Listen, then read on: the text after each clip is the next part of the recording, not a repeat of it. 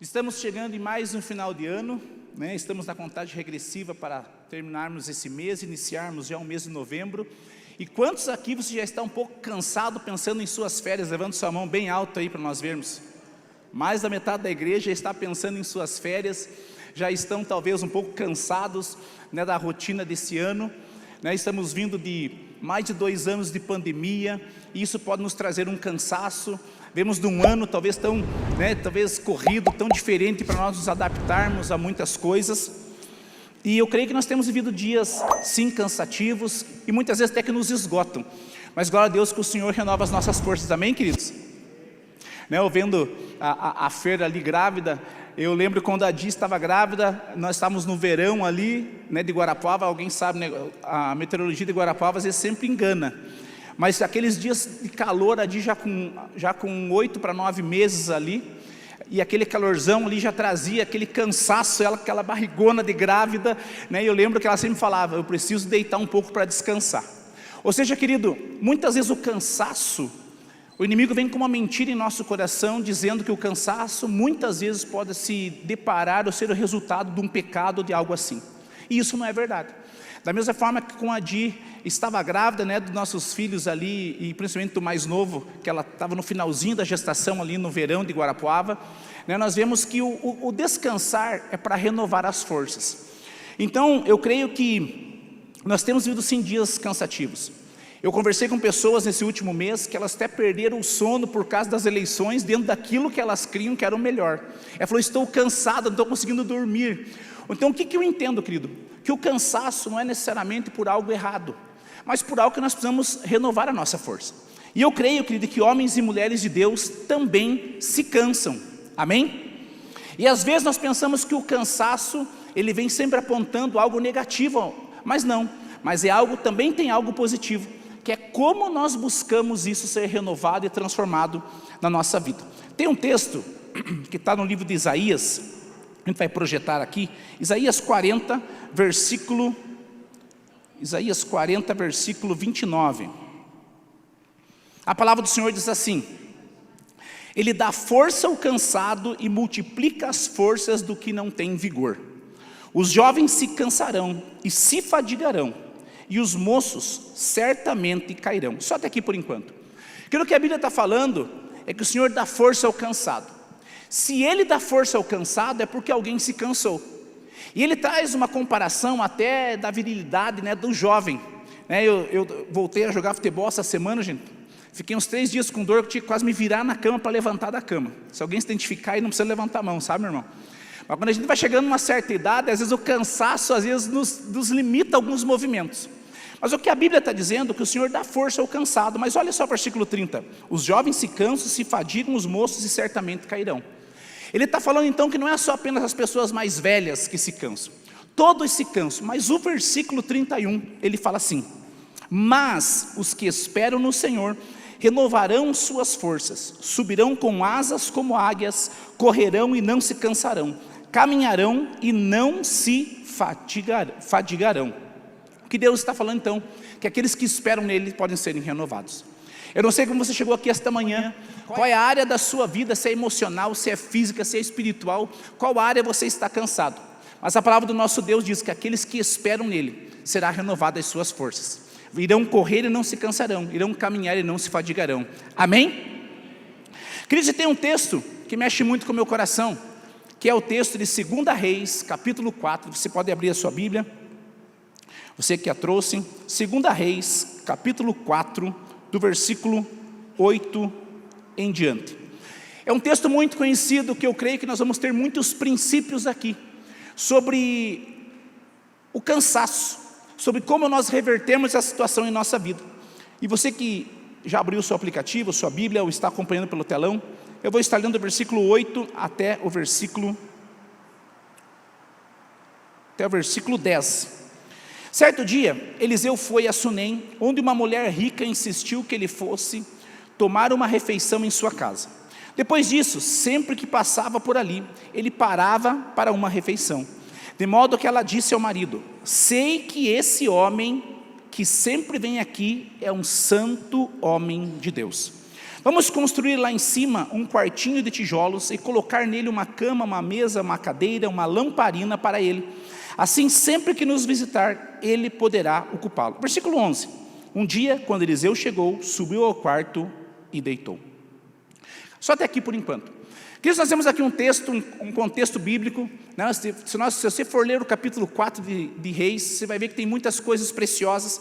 Mas esse versículo 8 em diante, fala de uma mulher, onde ela já era avançada de idade, onde ela não tinha filho nenhum, ela era casada. E ela fala algo que é muito interessante. Ela percebe que Eliseu sempre estava passando por aquela região. E o que ela fala para o seu marido? Eu percebo que esse homem que sempre passa por aqui, ele é um santo homem de Deus. Então, para mim, o que significa é que homens e mulheres de Deus também se cansam. Querido, você tem, talvez, o direito de se sentir cansado, mas você tem a oportunidade também de ter o renovo de Deus na sua vida. E o que eu vejo nesse texto é que essa mulher, essa sunamita, que a Bíblia não cita o nome, mas fala a região que ela mora e chama de sunamita, ela fala para construir algo, para edificar algo, para que quando esse santo homem de Deus viesse, ele podia ter um lugar para ele se alimentar e repousar, em outras palavras, para ele descansar. Então, quando nós vemos tudo isso, ela decide edificar esse local, para que ele possa ter realmente, naquele trajeto que ele sempre ali passava, esse lugar para descanso, para renovo. E o que eu entendo, querido, é que nesse primeiro momento, ela traz, se você pegar várias versões desse texto, não apenas essa que eu li, que é a NVI, mas talvez outras versões, ela traz 3 características dessa construção. Mas elas dizem que isso é obra de pedreiro. Alguém aqui, você já mexeu com pedreiro ou construção? É fácil sim ou não? Não é tão simples assim. Querido, mas quando nós vemos aqui, ela fala 3 coisas muito importantes sobre essa construção. A primeira delas, ela fala que vamos construir um quarto. Para mim, querido, o quarto, ele é um lugar onde realmente tem a intimidade, onde se deve buscar. Lembra no livro de Mateus capítulo 6, versículo 6, fala que para orar, uma das formas de orar, ele fala, entra no teu quarto, ora em secreto para o Deus que vem em secreto e ele te recompensará. Então o que eu vejo dessa construção para algo acontecer na vida dela, é que Deus, realmente ali através de Deus, do Senhor, ela está falando que ela constrói um quarto. Então para mim, quarto é lugar de intimidade, querido. Quarto é um lugar realmente onde nós temos para buscar algo. A própria Bíblia fala isso em Mateus capítulo 6. Uma segunda característica, ela fala construir um quarto, em outras versões, no andar de cima. O que eu entendo é que as tuas lutas e o teu cansaço não será, querido, uma luta nesse ambiente que nós vivemos. Tente falar com a tua esposa quando ela está cansada, meu querido. Normalmente ela vai virar as costas para você, eu não quero conversar. Quantas vezes maridos chegam cansados do trabalho e a esposa tenta perguntar como que é o dia, ele sai e ele nem responde. Porque o cansaço muitas vezes nos faz limitar aquilo que deveria ser algo de bênção na nossa vida. Então por isso que eu entendo quando algumas versões dizem construir um quarto no andar de cima, significa que o lugar de descanso necessariamente que não é nesse âmbito, mas é descansar no Senhor, no andar de cima, onde as nossas guerras já são conquistadas por Ele. Amém? A Bíblia fala que nós somos mais que vencedores nas regiões celestiais. Mas uma terceira característica, em algumas traduções, dizem que ele vai construir um quarto no andar de cima, ao lado do muro, ou próximo ao muro. E para mim, muro fala de proteção. Para mim, muro fala de segurança. Muro, para mim, fala de limitação. Querido, se você for comprar um terreno, ele totalmente aberto, ele tem um valor. Mas se um terreno tiver muro, a valorização é maior. Então nós vemos que ela traz algumas características dessa construção, dessa obra de pedreiro. Construir um quarto, um lugar de descanso, um lugar de intimidade. Construir no andar de cima, a nossa guerra não é nesse ambiente, o nosso lugar de descansar, talvez aqui nós não consigamos. Talvez você chegue cansada, você mulher do trabalho, talvez 6 e pouco, quase 7 horas da noite, ainda você tem que limpar a casa, tem que fazer comida para o seu marido levar para o trabalho no outro dia, pela manhã, ainda tem que lavar a roupa, estender as coisas, varrer a casa, porque você pediu para os seus filhos e eles não te deu uma mão. Ou seja, então o que ele está falando para nós descansarmos é realmente na presença do Senhor. E em terceiro lugar, ele fala sobre o muro, que é esse lugar de separação, e é esse lugar de descanso, esse lugar de valorização, esse lugar de limites. Mas ele começa, querido, quando eu perguntei quem já trabalhou aqui com construção, você sabe que construir uma casa é o sonho, é ou não é? Quem ainda não tem a sua casa própria, levanta a mão bem alto. A minha está levantada, meu irmão. Eu ainda não moro na minha casa, ainda pago aluguel. Mas eu creio que a maior alegria de uma pessoa é construir a sua casa. Mas, querido, depois de construir a casa, tem que mobiliar. E se você for ver o preço que está para mobiliar uma casa, para você fazer uma cozinha planejada, comprar um sofá confortável, um colchão daquelas camas, né? Você que é casado, uma cama daquelas bem grandonas, ou seja, você sabe que vai custar muito caro também.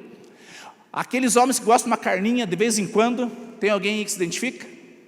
Poucos homens levantaram a mão. Levanta a mão aí quem se identifica. Opa, é que a mão ficou em meia viagem. Né? Aquele lugarzinho gourmet ali para você assar a tua carninha no final de semana. Tudo isso tem um custo. Mas o que é interessante é que esta mulher, querido, ela constrói algo para um santo homem de Deus descansar. Significa que ele, ao viajar, ele se cansava, mas ele tinha um lugar para descansar. Um lugar de intimidade, que era o quarto. Um lugar onde ele podia realmente descansar no Senhor, num lugar mais alto e não necessariamente nesse âmbito natural. E também tinha a questão do muro, para que tivesse separação, trazesse valorização, trouxesse uma limitação. Daqui para dentro é meu, daqui para fora é de outra pessoa, mas o que é meu eu vou acabar cuidando. E ele começa a falar sobre 4 utensílios, 4 móveis, melhor dizendo, que foram colocados dentro desse móvel. E esses 4 móveis que mexem muito com o meu coração, e eu quero compartilhar com você nesta manhã, e eu creio que o Senhor pode ministrar o teu coração, e você sair daqui totalmente, não cansado como talvez alguns chegaram aqui, mas com o renovo que vem do Senhor para aqueles que esperam nele. A primeira coisa que a Bíblia fala, é que ele iria construir uma cama. Querida, cama fala de renovo, cama fala de confiança, cama para mim fala de descanso. Então, quando nós começamos a entender esse texto, que ele começa por alguns móveis, não foi móveis apenas por um acaso. Eu creio que existem móveis para que santos homens e mulheres de Deus possam também ter, não apenas um descanso, mas ter algo que o Senhor possa ministrar ao nosso coração, para que nós possamos esperar naquele que nunca irá falhar comigo, com você. Mas quando a Bíblia está falando que ele colocou uma cama, querido, a cama para mim ela fala de renovo, a cama ela fala de descanso.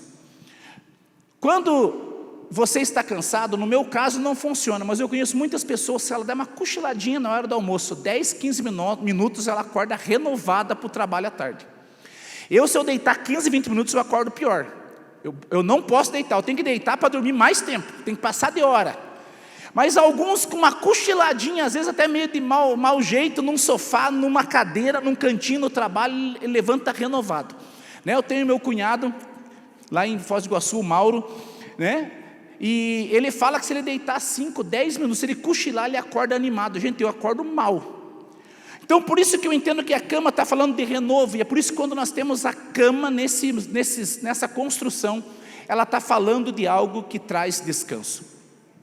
Se você reparar, querido, o que esta mulher fez, ela construiu o quartinho para que esse profeta, quando ele passasse ali, ele pudesse descansar. A Bíblia diz que ele fala ao seu servo Geazi, se ele poderia fazer algo àquela mulher, ela disse que ela não precisava, porque ela tinha tudo. Mas ele manda entregar um recado que ela ia ser mãe, uma mulher já de idade avançada, e ela, depois de alguns meses, ela acaba tendo seu filho, e traz uma grande alegria. O que a Bíblia continua falando nesse contexto, é que próximo ao meio-dia, esse jovem estava no campo com seu pai, e a princípio com uma grande dor de cabeça, a Bíblia fala que ele foi trazido para sua mãe, e ele ficou nos braços dela, muito adoecido, e a Bíblia diz que esse jovem morreu. Eu quero te mostrar algo na Bíblia, e se você puder abrir a sua Bíblia lá comigo, nesse mesmo texto, a gente vai estar lendo do versículo 20 em diante, para a gente entender um pouquinho o contexto. Versículo 20, o Senhor pegou e levou a mãe, o menino, que ficou no colo dela até o meio-dia, quando morreu. Ela subiu no quarto do homem de Deus, deitou o menino na cama, saiu e fechou a porta. Ela chamou o marido e disse: preciso de um servo e uma jumenta para ir falar com o homem de Deus, vou e volto depressa. Ele perguntou: mas por que hoje? Não é lua nova nem sábado. Ela respondeu: não se preocupe. Ela mandou selar a jumenta, e disse ao servo: vamos rápido, só pare quando eu mandar. Assim ela partiu para encontrar-se com o homem de Deus no Monte Carmelo. Quando ele viu a distância, disse ao seu servo Geazi: olhe, é a sunamita. Corra ao encontro dela e lhe pergunte: está tudo bem com você? Tudo bem com o seu marido e com o seu filho? E ela respondeu a Geazi: tudo bem. Querido, por que eu entendo que a cama é um lugar de confiança, um lugar de renovo e um lugar de descanso? Esta mulher trouxe para aquele homem descansar o seu físico, mas ele em vida. Mas perceba que quando ela teve algo, uma promessa de Deus se cumprindo na vida dela, a Bíblia diz que o seu filho, aquilo que era uma promessa, acaba morrendo. E é por isso que muitas vezes, querido, tem coisas que na nossa vida parece que elas começam a morrer e a minguar, e nós começamos a desconfiar das promessas de Deus. Perceba que a tendência de algo que morre, meu irmão, precisa ser enterrado. Algo que morre não pode ser cultivado, ele tem que ser enterrado, ele não pode ser apenas preservado ali, ele tem que ser colocado na terra. Mas o que eu entendo que a cama fala para mim, querido, que é um lugar de confiança e um lugar de renovo, é que esta mulher, ela foi contrária a toda e qualquer circunstância normal de qualquer ser humano. Eu e você nos dias de hoje chamaríamos, uma funerária, chamaríamos o SAMU, chamaríamos tudo, mas menos, talvez nós colocaríamos essa criança seria colocada em um quarto, em uma cama. Mas o que para mim significa que essa mulher, ela colocou aquela criança num lugar de descanso. E Sunem, querido, significa lugar de descanso. O tema desta mensagem nesta manhã é um lugar chamado Sunem. Um lugar onde eu e você podemos encontrar descanso mesmo passando por momentos adversos. E o que esta mulher me ensina é que ela pega aquela criança e coloca num lugar de descanso. Querido, seu marido começa a questioná-la, por que ela ia sair. O que é interessante que essa mulher me mostra, é quando nós temos algo que é nosso, que Deus prometeu. Essa cama mostra que homens e mulheres, Deus podem se cansar, mas esta cama mostra que quando nós confiamos, Deus pode restaurar aquilo que o homem já disse que acabou. E o que é interessante é que ela põe essa criança, esse jovenzinho, na cama do profeta, do santo homem de Deus. O que ela está dizendo? Eu vou colocar aquilo que eu perdi num lugar de descanso e confiança. Enquanto todos talvez estavam preparando um funeral e um cortejo muito bonito para um filho único de uma mulher de idade avançada, ela sai em uma disparada com uma jumenta e um servo e fala: não para em lugar nenhum. O que o diabo quer, querido, é que nós fiquemos parando nas mídias sociais, reclamando, murmurando, falando com as outras pessoas e perdendo tempo. Perceba que quando Geazi chega até ela, mandado por o profeta, ele pergunta: como vai a sua casa, seu marido e seu filho? O que ela responde, meu irmão? Tudo vai bem. Como vai bem? Você estava morto, querido? É porque quando nós sabemos descansar, meu irmão, nós não ficamos dando ibope para o diabo, nós sabemos: eu sei que está perdido, mas eu sei descansar no meu Deus, tudo vai bem. E o que ela mostra é que ela deixou o filho dela num lugar de esperança, de confiança. Não se deite em qualquer cama, apenas na cama que você tem confiança. E é por isso que eu entendo, querido, que esta mulher nos ensina com esse primeiro utensílio, esse primeiro móvel. Cama é um lugar de confiança, um lugar de renovo e um lugar de novas histórias. E o que esta criança acontece, o que aconteceu com essa criança é que ela estava morta, sem vida. Mas quando essa mulher sai para um propósito, perceba algo: existem pessoas, meu irmão, erradas, que fazem você perder tempo na tua vida. Por que ela responde para Geazi, meu irmão, que estava tudo bem, para o profeta e diz que o filho morreu? Porque ela sabe para quem tinha que falar, para o santo homem de Deus. E é por isso que eu e você perdemos tempo na nossa vida, muitas vezes falando com pessoas que não deveríamos estar falando. É por isso que muitos casamentos, eles se destroem ou às vezes ficam mais feridos, porque ao invés de falar para a pessoa certa, para a pessoa da figura de Deus, nós falamos para qualquer pessoa. Como que para Geazi ela fala: tudo vai bem, e para o profeta ela fala: meu filho morreu. Porque ela não perde tempo com pessoas erradas. E esta manhã, talvez o Senhor está falando ao teu coração que você tem perdido tempo falando com pessoas erradas, pessoas que não vão entender a tua confiança, pessoas que não vão entender aonde você está descansando, pessoas que não vão entender como que você quer reconstruir algo em cima de algo que não existe. O filho tinha morrido. Então, quando fala de cama, meu irmão, para mim esse utensílio desse móvel, obra de pedreiro, que fala de fundamento, existem fundamentos na vida cristã que nós os perdemos no andar da carruagem. A primeira coisa, nós perdemos a confiança em Deus.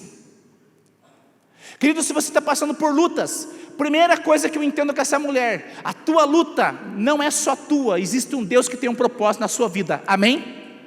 E o que é interessante é que ela não deixou na mão do seu esposo, ela colocou na cama no andar de cima, perto do muro. Por que no andar de cima? Porque ela sabia que a guerra não era humana, porque humanamente o filho tinha morrido. Por que próximo do muro? Porque ela sabia que ele tinha uma limitação, dali para fora as pessoas não dizem que morreu, daqui para dentro estou dizendo que vai ter vida. E é isso que eu começo a entender quando esta mulher começa a nos ensinar algumas lições muito importantes para nós cultivarmos na vida cristã. A primeira coisa, meu irmão, pode ser que você esteja cansado com o teu casamento. Pode ser que você, mulher, você está com o teu casamento à flor da pele. Pode ser que você, homem, está com uma pressão financeiramente, e quando você sabe que precisa trazer mais conforto, talvez você não está conseguindo com as forças do teu braço. Mas eu aprendo algo, que quando algo parece que morre, pode ser que para todos morreu, mas quando nós colocamos num lugar de descanso em Deus, as nossas forças são renovadas. Aquela mulher voltou de lá, querido, e a Bíblia fala que o profeta deitou sobre aquele jovem e entregou ele em vida. Significa que quando nós esperamos no Senhor, nós subimos com asas como de águias. O segundo móvel que fala nesta casa, ela fala sobre a mesa. E mesa para mim fala de comunhão, mesa para mim fala de alimento. O Salmo 23, versículo 5, fala: preparas uma mesa na presença dos meus adversários, unges minha cabeça com óleo. O que eu entendo desse segundo móvel, querido, é que a mesa é um lugar de comunhão, mesa é um lugar de alimento, mesa é um lugar, querido, onde nós podemos ser sustentados e supridos. Muitas pessoas têm escolhido muitas mesas, ou melhor dizendo, muitas migalhas, para talvez disfarçarem a sua fome. Mas quando eu entendo que a mesa é um lugar de comunhão, um lugar de alimento, um lugar de novas oportunidades. Normalmente você que é empresário, você não conversa em qualquer lugar, normalmente se tem uma mesa de reuniões. Fala sala, mas é em volta de uma mesa. Porque ali é um lugar de comunhão, ali é um lugar de alimento, ali é um lugar de novas oportunidades. E quando fala sobre mesa, para mim vem a história de Mefibosete. Um jovem esquecido, um jovem com futuro promissor, que por causa de um acidente fica numa cidade, um local esquecido, num lugar onde apenas rastejava e não conseguia ter a sua mobilidade normalizada. Mas a Bíblia fala que Davi, ele procura por pessoas que faziam parte da família de Jonatas e de Saul, para ele agir de benevolência. A Bíblia diz que ele manda chamar Mefibosete, e ele diz algo muito interessante: a partir de hoje você comerá na minha mesa, junto com os meus filhos, todos os dias. O que eu entendo que Mefibosete estava num lugar de esquecimento, esqueceu quem ele era, por causa de um acidente, por causa de um trauma. Talvez você nesta manhã tenha esquecido quem você é em Deus, querido, por causa de um acidente que aconteceu no teu percurso. Talvez você está esquecendo quem você foi chamado, da onde você saiu, querido. Eu sei da onde eu saí, embora eu possa estar longe da onde eu devo chegar, mas eu sei da onde eu saí, é até onde eu cheguei. Lembre-se do teu passado, da onde você saiu, meu irmão. Lembre-se das coisas que você fazia antes de conhecer Jesus e as coisas que hoje, veja quanto você já caminhou. Mas o que é interessante, que Mefibosete, ele não foi curado das suas pernas, ele continuou coxo, porém quando ele se sentava à mesa, ele era igual a todos os filhos do rei. Por isso que eu digo que mesa para mim fala de comunhão, fala de novas oportunidades e fala de um alimento. É por isso que eu entendo que esta mulher, quando ela coloca a mesa, ela está falando assim: a partir de agora, essa mesa simboliza uma comunhão.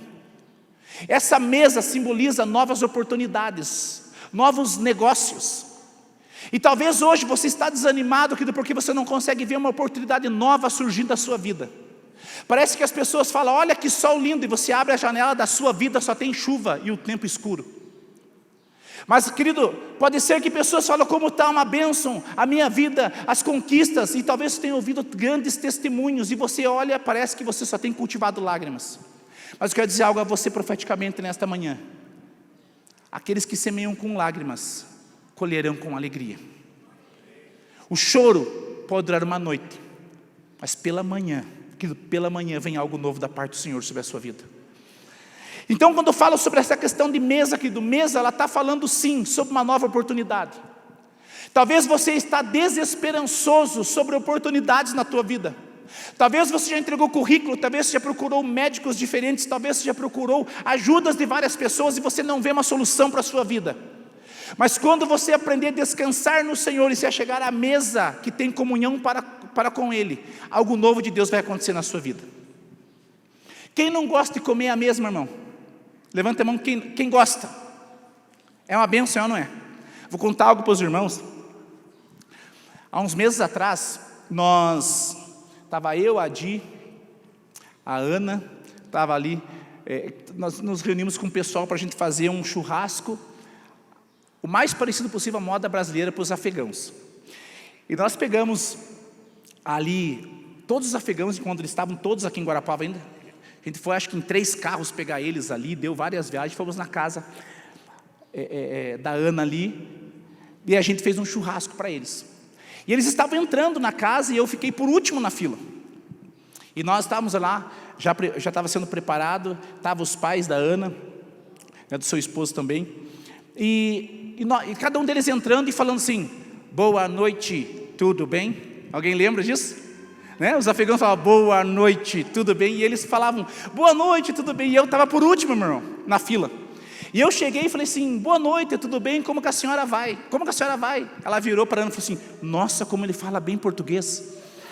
Eles pensaram que eu também era afegão, meu irmão. Mas quero dizer algo, querido. Eles ficaram tão desconfiados com a casinha de frango ali. Eles olharam com o coraçãozinho de frango. Eles olharam aquilo, o que é isso? É coração de frango. Eles olharam, mexiam, pegaram, deram uma mordidinha. Ou seja, mas é uma bênção ou não é, querido, chegar à mesa com comida? É uma bênção, né? Mesmo que as pessoas te confundam com um afegão, né? Diz que meu sobrenome é Abib, né? Já é um pouquinho ali meio árabe, meio sei lá o que é ali da minha família, né? Mas enfim, cara, gente, chegar à mesa é um lugar de bênção. E é por isso que a mesa para mim fala um lugar de comunhão, um lugar de novas oportunidades. O terceiro utensílio, querido, para mim, ele está falando sobre a cadeira. E esse terceiro móvel, querido, ele mexe com o meu coração, porque para mim cadeira tem muitas simbologias, mas eu quero mencionar sobre 2 delas. A primeira cadeira fala de aprendizagem. Muitos de nós não gostávamos da escola. No meu caso, como uma grande parte, talvez você gostava do recreio e da educação física. Alguém se identifica? Levanta a mão, meu irmão. Tem mais gente. Tudo estudioso, eu uma meia dúzia, só que gostava de educação física e intervalo. Mas enfim, nós não gostávamos de ficar na cadeira. Depende da matéria, ou principalmente do professor, a gente, ai meu Deus do céu, né? Que passe rápido esses 50 minutos de aula. Mas para mim, cadeira, querido, fala sobre aprendizagem. E muitas vezes nós não gostamos de aprender uma lição a qual nós não vamos bem. Muitas vezes nós não queremos estudar uma lição a qual nós não conseguimos, talvez, nos identificar com ela. Você fala, mas por que essa matéria, sendo que lá na vida eu não vou usar isso? Quantas vezes nós já nos perguntamos na escola, para que essa matéria, se a minha profissão ou meu chamado é algo diferente? Eu quero ser motorista de caminhão, que quero aprender ciências. Ou seja, tem coisas que nós vamos falar, para que aprender isso se eu não vou usar? Mas, querido, o aprendizado é assim. Às vezes Deus quer nos ensinar coisas que nós não queremos aprender daquela maneira. Nós já queríamos ter pelo menos a nota para passar na média. Mas o que eu entendo aqui sobre cadeira, ela está falando sobre aprendizagem. Cadeira para mim fala sobre posição. Cadeira para mim ela está falando sobre autoridade. Mas pegando a primeira perna falando sobre aprendizagem. Muitas vezes nós olhamos para nós mesmos e nós estamos, como Deus vai me ensinar uma lição se isso é incompatível com a minha vida? Como que Deus está falando que vai fazer isso, sendo que a minha família historicamente nunca conseguiu e eu todas as vezes que tentei deu errado? Como que a matemática de Deus, 5 pães e 2 peixes, alimenta 5.000 homens? Ou seja, nós sempre olhamos aquilo que nós enxergamos naturalmente e esquecemos de olhar pela ótica da fé. Sabe qual é a maior riqueza da igreja, meu irmão? Não é o dinheiro, é a fé. E é por isso que eu entendo que quando nós estamos falando sobre aprendizagem, querido, aquele jovem que trouxe 5 pães e 2 peixes, ele foi até uma forma, talvez, de zombaria dos discípulos. O que é isso para tanta gente? Porque parece que tem coisas que são incompatíveis, e na nossa ótica é verídico, mas nós não podemos olhar com os nossos olhos, irmão, mas tem que olhar pelos olhos da fé, porque a fé é o firme fundamento daquilo que não se vê, mas daquilo que se espera. Então, quando eu começo a entender, quando o anjo desce e fala com Maria, salve agraciada, você terá um filho, chamar o nome dele de Emanuel e tal, o que ela fala, não pode, eu sou virgem. O que Maria enxerga naquele momento, que era algo incompatível com ela, deve ser o endereço da outra Maria, porque a Bíblia tem muitas Marias. Talvez ela possa ter falado com o anjo, seu anjo, acho que o meu CEP não é esse, o CEP dessa carta está errado, deve ser da outra pessoa em outra rua. Ele começa a trazer, lembra a tua prima? Aquela que era estéril, de idade avançada, ela já está em vários meses de gestação. Isabel. Que eu entendo que nós olhamos sempre como algo incompatível para a nossa vida. E nós, quando olhamos com algo incompatível que Deus falou conosco, querido, nós começamos a anular o propósito de Deus para a nossa vida através dela. E é por isso que você tem que nesta manhã, querido, você tem áreas da sua vida que você está cansado de tentar, e você já falou, eu não vou mais tentar para mudar essa área da minha vida, eu vou tentar me acostumar. Querido, você está anulando o propósito de Deus para a sua vida. Não que Deus não tem forças para mudar, ou não, mas é que Ele respeita o nosso livre-arbítrio. E quando eu vejo, querido, sobre a questão dessa cadeira, falando sobre aprendizagem, você precisa aprender que não é aquilo que eu tenho, mas é em quem eu confio e na qual mão eu entrego. Enquanto os pães estavam na mão dos jovens, dos discípulos, continuava sendo 5 pães e 2 peixes. Quando os pães foram para as mãos de Jesus, não faltou pão na mão dos discípulos. Todos comeram e ainda sobraram 12 cestos. A minha pergunta nesta manhã ao teu coração, querido, dentro da questão desse utensílio, desse móvel chamado cadeira, o que o Senhor tem talvez tentado te ensinar, que você tem falado, eu não gosto dessa lição. Querido, se você reprovar numa lição, você não passa de ano. Você vai ficar fazendo ela nos outros anos, mesmo que você vá para uma outra série, para um outro semestre, para um outro período. Então, quando eu vejo essa questão da cadeira, ela está falando sobre realmente nós começarmos a aprender com a matemática de Deus e não com a nossa. A matemática de Deus, ela é inversa à nossa. Ele fala, se você quer ganhar, se você quer viver, você tem que morrer. Se você quer ganhar, você tem que dar. É essa a cultura do reino dos céus, querido, que nós temos que cultivar na nossa vida. E é por isso que tem homens e mulheres de Deus dentro da igreja que andam cansados. É por isso que tem homens e mulheres de Deus que, ao invés de você continuar a caminhar para o propósito, você quer sentar em qualquer lugar e talvez ficar como o cego Bartimeu esperando esmolas. Deus não dá esmolas, Deus faz milagres em nossa história. O que Bartimeu queria era moedas, o que ele teve foi uma visão aberta. Foi uma visão novamente enxergando, uma visão para ter propósito. Então, quando eu vejo a segunda coisa que eu quero comentar sobre a autoridade, que normalmente cadeiras, se é colocada para mim significa autoridade. E é por isso que tem pessoas que o inimigo tem tentado talvez te intimidar, querido, e a tua autoridade ser diminuída, ser minguada, ser paralisada. Quando Davi assume o trono, ele senta num lugar de autoridade. E é por isso que eu entendo, querido, que talvez tem alguns de nós que o Salmo fala, não se assente à roda dos escarnecedores. Nós temos um lugar para sentar, e é um lugar onde tem autoridade. Qual é a autoridade? O nome do Senhor Jesus. Qual é a autoridade que Ele nos deu para pisar sobre escorpiões e serpentes? Qual é a autoridade que Ele nos trouxe para expulsar demônios? Qual é a autoridade que Ele nos trouxe para profetizar em Seu nome? Qual é a autoridade que Ele nos trouxe para realmente reivindicar aquilo que Ele já consumou na cruz por mim e por você? E tem muitos homens e mulheres que andam cansados e cansadas porque você perdeu a autoridade. Talvez até você, homem, dentro da sua própria casa, por causa de situações talvez ali familiares. Uma pessoa que sem autoridade, ela fica 100% intimidada. Quinta-feira, não sei quantos anfitriões estavam aqui no Café dos Anfitriões, foi uma benção. E eu não sabia que o meu filho tinha gravado um testemunho da casa de oração dele. Gente, muitas vezes naquelas lives de oração, quantos assistiam as lives de oração? Levanta sua mão aí. Amém? Uma grande parte. Querido, muitas vezes eu pedi para ele ficar junto comigo só ali. Ele falou, não pai, eu tenho vergonha. Querido, algo que Deus fez esse ano na vida do nosso filho mais velho, ele está gravando vídeo de aviso, ele gravou testemunho, coisa que jamais ele tinha gravado. Coisa que teve vezes até que eu alterei o tom de voz: filho, mas só ficar do meu lado, cara, você não precisa falar nada, só ler o versículo. Não, pai, eu tenho vergonha. Algo de Deus aconteceu na vida dele esse ano, querido, que ele começou a ter muito mais ousadia e intrepidez. E eu quero dizer algo para você: isso se chama autoridade no nome do Senhor Jesus. Enquanto nós olhamos as nossas qualidades, nós vamos ser intimidados e muitas vezes amedrontados. Mas quando nós olhamos que não somos nada, mas o Deus que habita em nós é tudo, nós começamos a ter autoridade e ousadia. E é por isso que nós podemos aprender com a cadeira, que nós podemos ter um aprendizado e também revestidos de autoridade e poder, poder que vem no nome do Senhor dos Exércitos. Então, quando eu começo a avaliar todo esse contexto, eu vejo que essa mulher que mandou construir algo para aquele profeta passar ali, o local era chamado Sunem, era um lugar para ele passar e descansar.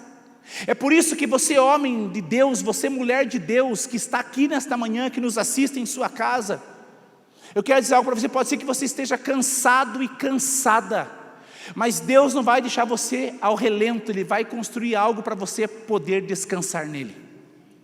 Um lugar de intimidade, num lugar onde você possa realmente ter comunhão, num lugar para que você possa ter a tua autoridade restituída. A tua casa, meu querido, talvez você tenha até dificuldade de conversar com sua esposa por talvez tantas coisas que estão desgastadas, em outras palavras, que está um casamento cansativo. Mas talvez esta manhã, aquilo que o Senhor quer te ensinar é uma lição, que é onde abundou o pecado, superabunda a sua graça. Talvez nesta manhã Ele quer te ensinar algo, meu irmão e minha irmã, que realmente você possa aprender, ser revestido da autoridade que Ele deu sobre você. E é isso que eu começo a entender, que quando Davi, quando ele senta no trono de Saul, ele está revestido de autoridade. Por mais que quando ele foi ungido rei, parece que nada mudou na vida dele, mas foi uma adversidade que lançou ele para um propósito. Eu tenho certeza que todos que estão aqui, você tem uma promessa e um propósito de Deus para a sua vida. Tenho certeza que uma grande parte de vocês que estão aqui, você já recebeu uma palavra profética da parte do Senhor para a sua vida. Mas talvez ainda não se cumpriu, mas não significa que ele mentiu ou se esqueceu. Porque quando Davi foi ungido rei, nada aconteceu na sua vida, ele continuou cuidando de ovelhas, até que um tal de Golias se levanta. E foi ali que algo foi o trampolim para que ele chegasse no propósito de Deus para a vida dele. Talvez você tenha passado por gigantes e cansaço. Esse cansaço não é o fim, meu irmão. Esse cansaço, querido, é um trampolim para você alcançar aquilo que Deus tem para a sua vida. Se o ministério do louvor puder subir. Então eu começo a entender, querido, que dentro desses móveis, da cama, da mesa e da cadeira, não é um acaso. São coisas proféticas para mim e para a sua vida nesses dias. Eu não vou pedir para você levantar a sua mão, você que se sente cansado por algum motivo. Talvez o cansaço é no teu trabalho. Talvez o teu cansaço é por não ter trabalho. Talvez o teu cansaço é você chegar na sua casa e você não está bem com a tua esposa. Talvez o cansaço é você orar para o teu filho e você não vê ele nos caminhos do Senhor. Talvez o teu cansaço é você ter visitado já alguns médicos e diagnóstico parece que não muda. Talvez o teu cansaço, meu irmão, é você estar pensando assim: tomara que termine logo 22 para que chegue 23, para que eu veja se algo novo muda. Pode mudar o ano, mas se você não descansar no Senhor, você não será renovado. A terceira coisa que eu vejo e última nessa construção de propósitos é o candeeiro. Querido, candeeiro, para mim ele fala sobre testemunho. O candeeiro, para mim, ele fala sobre revelação. Lembra aquela mulher da dracma perdida? A Bíblia fala que ela acendeu a lamparina e varreu a casa. Por que acender? Para ela conseguir encontrar aquilo que foi perdido. Talvez você perdeu a paz na sua vida. Talvez você perdeu o ânimo de lutar por coisas novas. Mas o que eu vejo aqui, que candeeiro para mim fala de testemunho, fala de revelação e fala de dons. Tem um texto, não precisa você abrir, mas de Lucas, e ele fala assim: ninguém acende uma candeia e cobre com algum vaso, ou põe debaixo da cama, mas põe no velador, para que os que entram vejam a luz. Por que um candeeiro? Para dissipar as trevas, para dissipar a escuridão. O pastor Wex, acho que há dois domingos atrás, ele falou sobre tatear no escuro, procurando um interruptor para acender a luz. Quando nós não temos a nossa visão, nós começamos a procurar as coisas perdendo tempo e muitas vezes sem encontrá-las. Mas quando a Bíblia fala que esse quarto elemento, esse quarto objeto estava nesse quarto, esse candelabro, esse candeeiro, para mim ele está falando sobre testemunho. Pode ser que hoje, meu irmão, a tua situação seja real, você esteja passando por luta, você esteja passando por coisas que você talvez perdeu o controle. Lembra de Paulo e Silas? Eles foram presos após pregar sobre Jesus ressurreto. A Bíblia fala que eles foram açoitados, e a Bíblia diz que eles foram encarcerados. Mas algo começa a acontecer na vida deles. Querido, alguém aqui você já apanhou alguma vez na sua vida? Levanta a mão. Alguém apanhou aqui alguma vez, talvez? Não precisa levantar sua mão, mas você que talvez já apanhou, talvez de uma forma um pouquinho, né, com um pedaço de ripa, de vara mais grossa, não aquele chinelinho ali, né, de dentro de casa, aquele maciozinho, né, mas eu conheço muitas pessoas que apanhou com fio de luz, meu irmão. Eu conheço pessoas que apanhou com a bainha do facão. Eu conheço pessoas que até, a vassoura é normal, é ou não é? Quem apanhou de vassoura, meu irmão, levanta a mão aí. A vassoura é de praxe, é normal. Mas quantas pessoas apanharam de uma forma muito mais violenta, que ficaram vergonhas e até mesmo talvez sangrou. Talvez é o teu caso. Querido, Paulo e Silas, eles foram açoitados, certamente eles estavam cansados e machucados. Mas para mim, quando fala de candeeiro, que fala para mim de testemunho, fala de revelação, eles tinham uma revelação diferente. Eles apanharam por causa de Cristo. Se fosse eu e você falar, poxa Jesus, eu estou falando do teu reino e agora eu estou sofrendo por causa do Senhor, nós ia reclamar, meu irmão. Nós ia pôr no Facebook lá, o que adianta servir Jesus? Você ia achar uma frase criativa, pôr no Face, no Instagram, no Twitter, onde, sei lá onde mais. Alguma coisa nós iríamos reclamar. Mas sabe o que esses dois homens fizeram? Eles tiveram uma revelação diferente. Nós apanhamos por causa de Cristo, mas nós vamos continuar adorando e orando a esse Cristo. A Bíblia fala que ao invés deles pedirem pomada, remédio, murmurar e falar, não mexa comigo que eu quero descansar até amanhã, a Bíblia fala que eles começaram a orar e adorar ao Senhor. Para mim, que do candeeiro fala de revelação, e a revelação desses dois homens mexe com o meu coração, que ao invés deles perderem tempo falando das dores, eles falaram de alguém que podia curá-los. Ao invés de eles falarem da cadeia e das grades, eles falaram de alguém que podia libertá-los. E o que é interessante, eles estavam presos. Preste atenção. Uma mente livre, grades não podem detê-la. Eles estavam por detrás das grades, mas a sua mente renovada estava em Cristo Jesus, que podia fazer algo na vida deles. O que a Bíblia fala? Que eles começaram a orar e adorar. Talvez os outros presos falaram, esses são uns loucos crentes. Eles estão machucados, estão cansados e buscando um Deus que não protegeu eles das chibatadas. Mas eles não esperavam que talvez o propósito de Paulo e Silas não era só eles passarem por aquilo, mas a Bíblia fala que todos foram libertos do cárcere.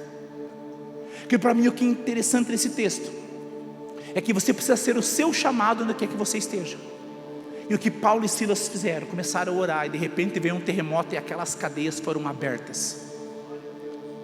Talvez essa é a noite, meu irmão, da manhã, esta é a manhã de eu e você fazermos que esses móveis que são proféticos para esse tempo de cansaço, eles possam trazer uma revelação para a nossa vida. Uma mente livre, grades não podem detê-las. Pode ser que você se encontre com o teu casamento por um fio, mas se a sua mente estiver livre, você sabe um Deus que pode operar milagre na sua vida. Pode ser que você esteja passando o maior deserto da sua vida. Se for assim, permita Deus fazer do teu deserto um palco para Ele realizar os seus milagres. Se coloque em pé em nome de Jesus.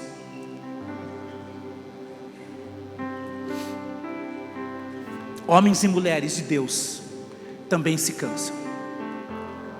Eu estou olhando nesta manhã para homens e mulheres de Deus, que você pode estar cansado, que você esteja com os teus braços talvez já abaixados, porque não restam forças para você.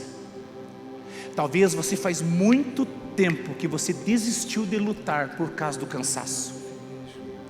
Talvez você não tenha encontrado esse lugar, mas esta manhã eu quero dizer algo ao teu coração. Existe um lugar chamado Sunem. Existe um lugar chamado descanso para você. Existe um lugar onde o Senhor preparou para que quando você estiver nessa situação que talvez você se encontre, você possa se achegar a Ele, e Ele renovar as suas forças, e você subir com asas como de águias.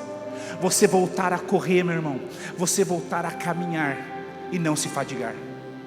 Feche os teus olhos. Sunem é um lugar de descanso. Esta é uma manhã que você precisa decidir passar novamente por aqui, ou você chegar em algo que foi construído com um propósito para a sua vida. Existe um quarto, meu irmão, que você pode voltar a ter intimidade. Existe um muro que te traz proteção e separação. Existe um lugar alto, que a tua guerra não é contra a carne ou sangue, não é contra o teu esposo a tua guerra, não é contra a tua família, não é contra as pessoas que trabalham com você, é contra principados e potestades. E esta manhã o Senhor quer liberar um bálsamo de cura sobre a sua vida. Nós vamos adorar o Senhor.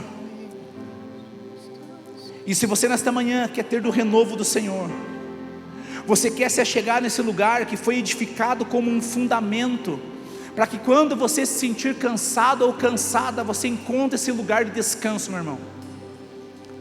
Existe uma cama para você ter renovo e confiança. Talvez esta é a manhã de você olhar para a tua história e ver: a minha história está rasgada, a minha história está suja. Mas a minha pergunta para você nesta manhã, mediante fé: como está a sua vida? Aquela sunamita fala: tudo vai bem.